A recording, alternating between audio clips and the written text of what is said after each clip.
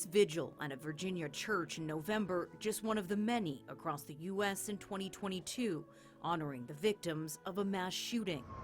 This one left 6 people dead at a local Walmart and a community on edge. It's scary that a place where I feel so safe, like just going to Walmart or going to the grocery store, is now some place that I need to be on edge and be scared.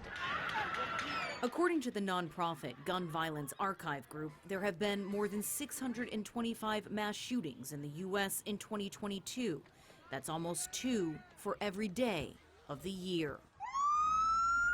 Punctuating these tragedies, the even wider crush of gun violence in all its forms, which has left more than 42,000 Americans dead this year alone. I think several factors are coming together. First of all, in 2020, we had the most guns that were ever sold.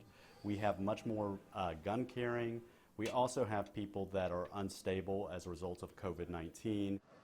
Among the most heinous mass shootings this year, the killing of 10 African Americans by a self-proclaimed white supremacist at a grocery store in Buffalo, New York.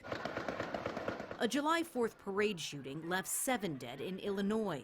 2 of the victims, the parents of a now orphaned little boy. Room 12, where's room 12? Then there was the heart-wrenching massacre at an elementary school in Uvalde, Texas. 19 children and 2 teachers killed. Uvalde, horrific enough to spur a rare bipartisan gun bill in Congress, expanding background checks and unlocking funding for mental health services.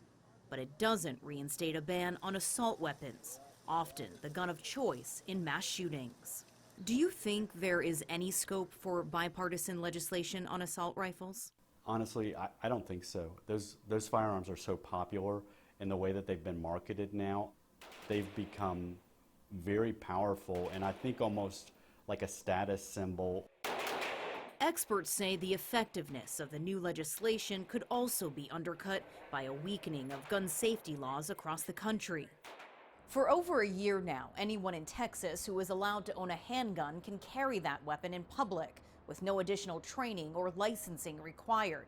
It's called permitless carry, and when Alabama enacts its own version of the law on January 1st, half of all the states in America will no longer require a special permit to carry a handgun in public. And now there's no training. Gun violence expert Devin Hughes' research has found that gun homicides spike an average of 22% after a state passes permitless carry laws. It's both more violence and it's also increases the level of violence in an interaction. So what would have been like a fist fight before now becomes a gunfight. And you're far less likely to survive a gunfight than a fist fight.